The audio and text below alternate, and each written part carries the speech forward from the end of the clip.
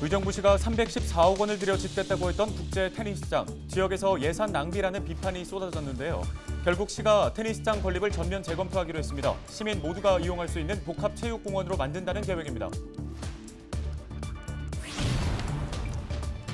경찰이 의정부 민락동 30대 남성 사망 사건과 관련해 폭행에 가담한 고등학생 4명을 폭행치사 혐의로 검찰에 불구속 송치했습니다. 앞서 국가수는 남성의 사망 원인이 폭행 때문이라고 판단했습니다.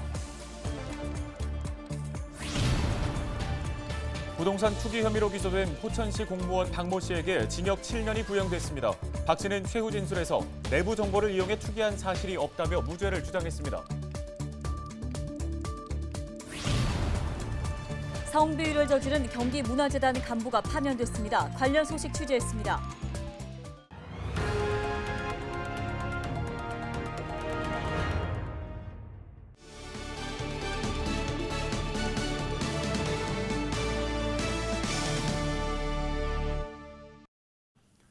시청자 여러분 안녕하십니까? 헬로티비 뉴스입니다. 첫 소식입니다.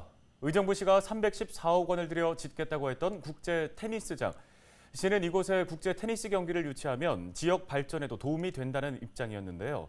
예산 낭비라는 비판이 거셌습니다. 네, 결국 시가 테니스장 건립 계획을 전면 재검토하기로 했습니다. 종목에 관계없이 주민 누구나 이용할 수 있는 복합체육공원으로 만든다는 겁니다. 이지훈 기자입니다. 테니스장은 불합격 통보를 받았습니다. 때문에 테니스장 건립을 취소해야 한다는 말까지 나오고 있습니다. 314억 원을 들여 짓겠다는 국제 테니스장. 예산 낭비라는 비판이 쏟아졌습니다. 또 시민들의 의견을 이렇게 무시한 그런 국제 테니스장 추진이 애초부터 무리한 계획이었습니다. 특정인 자신의 취미가 아닌 시민들이 이제 공감할 수 있는 공원 설립 등을 위해서 원점에서 다시 재검토해야 할 것으로 보입니다. 행정안전부도 브레이크를 걸었습니다. 국제 테니스장 건립 사업은 행안부 국비지원시임사에서 2차례나 미끄러졌습니다. 결국 의정부시가 계획을 수정했습니다. 국제 테니스장이 아닌 복합체육공원을 짓겠다는 겁니다. 이제 테니스만을 위한 그런 시설이 아니라 이제 주민들이 이용할 수 있는 생활체육이나 그리고 뭐 쉬게 할 수 있는 공간까지 같이 공간 구상을 해서 그 체육공원으로 일단은 관리 계획을 변경을 하는 거고요. 그렇다고 테니스장이 없어지는 건 아닙니다. 시는 테니스 코트 수를 당초 20면에서 10면으로 줄이고 나머지 구역엔 시민들이 원하는 체육시설을 만들겠다는 계획입니다. 다만 주민 의견을 들어본 뒤 최종 공간 구성을 결정하겠다고 밝혔습니다. 의정부시가 체육공원을 유지하는 것에 대해서는 환영하는 바입니다. 하지만 체육공원 내에 테니스장 면적을 10면이나 했다는 것은 시장의 눈치를 봤다고 볼 수밖에 없습니다. 체육공원 건립에 필요한 예산은 277억 원. 시는 국비 지원 없이 전액 시비로 건립한다는 계획입니다. 시는 관련 행정 절차를 마치고 내년 중 공원 조성 계획을 세워 오는 2024년에 착공할 계획입니다. 헬로티비 뉴스 이지훈입니다.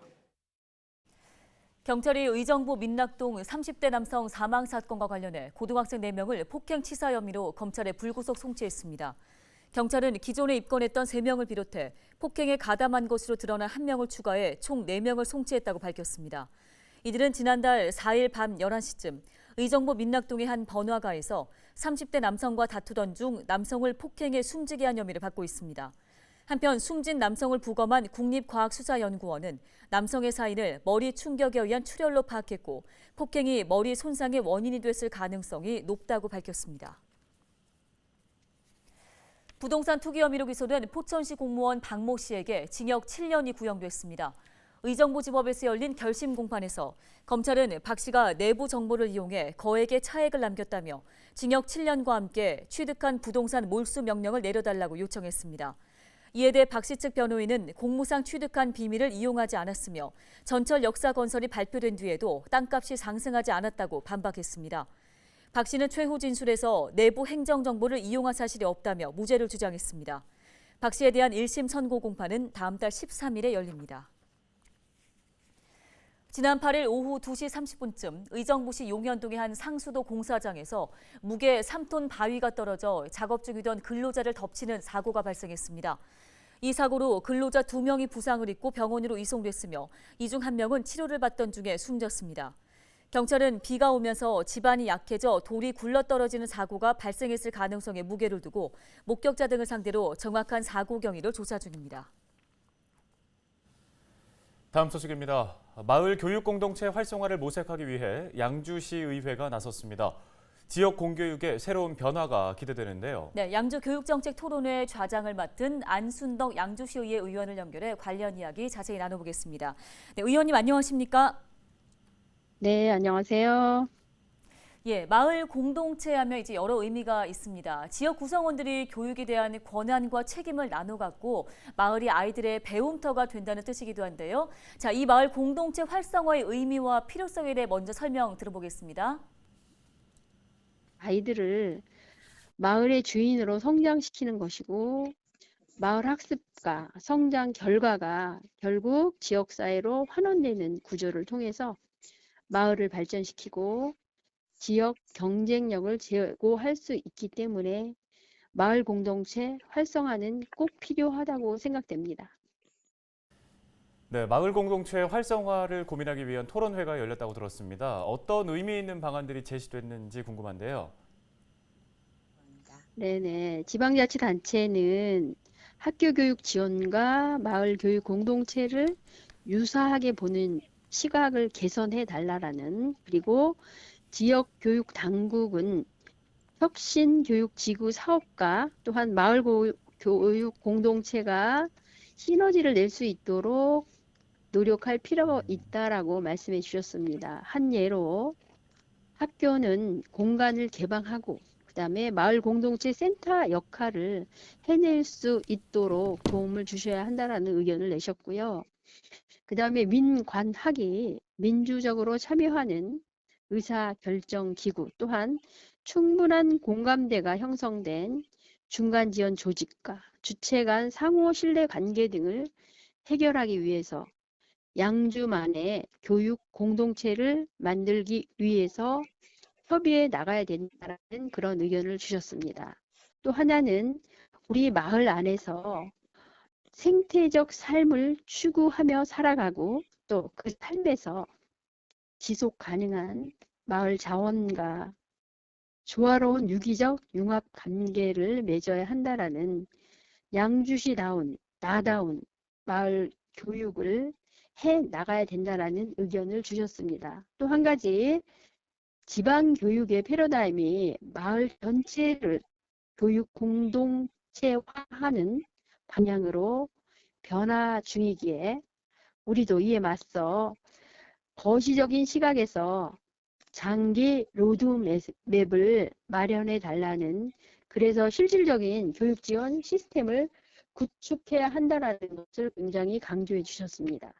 예, 저희 앞서 화면에도 나왔지만 자유토론 부분에서는 토론을 지켜본 시민들이 이제 궁금한 사항을 질의응답하는 시간도 있었는데요. 자, 시민들이 가장 중요하게 생각하는 사안에 대해 알게 되는 계기가 됐을 것 같습니다. 어떠셨습니까?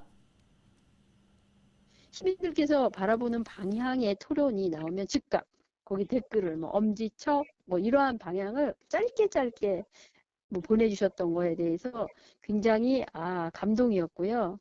또 시민 패널들이 공통적으로 질문을 준 포인트는 어떻게 할 것이냐는 그러한 방법론을 제시해 주셨습니다. 그리고 양주시가 마을 교육 공동체 추진을 위해서 어디에 중점을 두고 어떻게 추진할 것인지, 마을 교육 공동체 활성화를 위한 장기적인 로드맵 중에서 어떤 것을 가장 먼저 어떻게 실천할 것인지, 이러한 것들을 제시해 주셨습니다.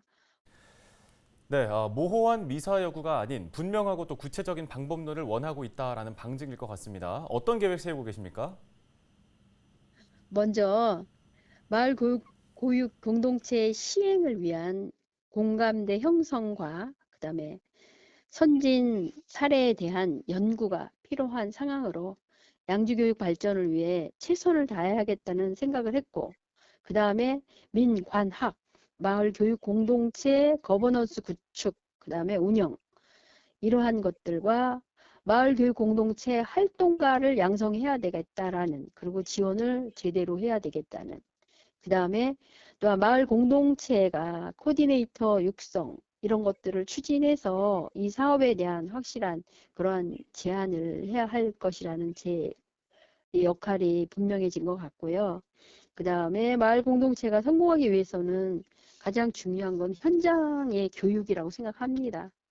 학생들의 배움의 진정성을 확보하고 그다음에 가장 중요한 요새 중요한 돌봄, 방과 후 프로그램 등이 정말 지역 공동체하고 연계하는 것을 많이 고민해야 되겠다라는 생각을 했고 이것에 대한 해결 방안을 제가 만들어야 할 것이라고 생각했고요. 그 앞으로 지속 가능한 마을 교육 공동체를 구축해 나가는데 앞장서야 되겠다라는 생각을 하고 조례나 이러한 자치적으로 할 수 있는 부분들에 대해서 최선을 다해야 되겠다는 생각을 했습니다. 네, 마을 교육 공동체와 관련된 소식 여기까지 듣도록 하겠습니다. 양주시의회 안순덕 의원이었습니다. 다음 소식입니다. 성비위를 저지른 경기문화재단 간부가 파면됐습니다. 경기문화재단은 최근 인사위원회를 열고 지난 7월 성비위로 신고된 해당 간부 직원을 파면했다고 밝혔습니다. 재단은 사건 접수 당시 여성가족부에 통보하고 수사기관에도 신고했습니다. 해당 간부에 대한 경찰 수사는 진행 중인 것으로 알려졌습니다.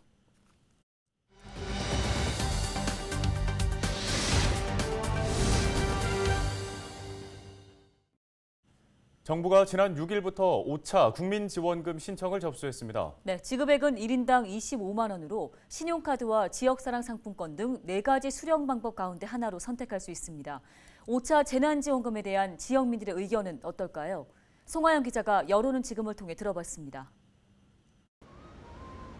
5차 코로나 상생 국민지원금. 신청한 다음 날이면 수령이 가능해 높은 호응이 예상됐습니다. 과연 기대와 같은 반응일지 지역민들의 이야기를 들어봤습니다. 돈이 얼마나 많이 들어가겠어. 그래 받았어도 마음이 편하진 않아. 나라의 경제가 진짜 힘드는데 이렇게 도와주니까 너무 고맙지 뭐. 나중에 우리 후세들을 생각했을 때는 안 주는 게 맞습니다. 이게 다 나라의 빚입니다. 빚이 천조가 넘는다는 게 말이 됩니까 그게? 그 국민지원금이나 이렇게 해준 게좀 경제적인 면에서 모든 게 돌아가고 오는 게 참 좋습니다. 나는. 올해 국민지원금은 최대한 지역에서 쓰일 수 있도록 사용처가 조정됐습니다. 지난해의 경우 지역에 따라 외국계 기업이나 명품 매장에서도 사용이 가능했지만 올해는 어렵게 됐습니다. 달라진 국민지원금 사용처에 대한 지역민들의 의견은 분분했습니다. 저는 오히려 그렇게 활용처를 제한 두는 거를 더 좋게 생각해요. 왜냐하면 지역 경제를 살리는 게 우선이니까. 사용처는 좀 확대됐으면 좋을 것 같고요. 온라인에서도 좀 쓸 수 있었으면 좋겠어요. 그리고 지원금은 한 조금 더 많았으면 더 좋겠고요. 지역으로 묶어진 건 괜찮은 것 같다. 왜냐하면 일단 지역이 살아야지 또 나라도 사는 거고 하니까 일단 우리가 잘 살아야지 옆에 사람도 잘 사는 게 좋잖아요. 일부 지역민들은 모두가 어려운 시기에 함께 극복해 나가려는 정부의 노력에도 근본적인 대책이 필요하다고 목소리를 높였습니다. 지원금 지급의 실효성을 높이기 위해선 소상공인과 소외계층 등 생계 유지에 어려움을 겪는 이들에게 집중해 불필요한 낭비를 방지해야 한다는 의견이었습니다. 아무래도 좀 도움은 될 것 같기는 해요. 근데 그것보다는 근본적인 대책이 필요할 것 같아요. 전 국민에게 이렇게 나눠주는 이거는 전혀 경제하고는 도움이 안 되고 정말 돌아가야 될 사람이 있는데 조금만 노력하면 될 것 같아요. 저는 골라서 다 줄 수 있을 것 같아요. 국민지원금 효과와 개선점에 대한 지역민들의 의견에는 상생에 힘을 보태겠다는 굳은 의지가 담겨 있었습니다. 이번 5차 국민지원금이 활기를 잃었던 지역 경제에 반짝 효과가 아닌 생명을 불어넣어줄 마중물이 되길 기대해봅니다. 헬로티비 뉴스 송하영입니다.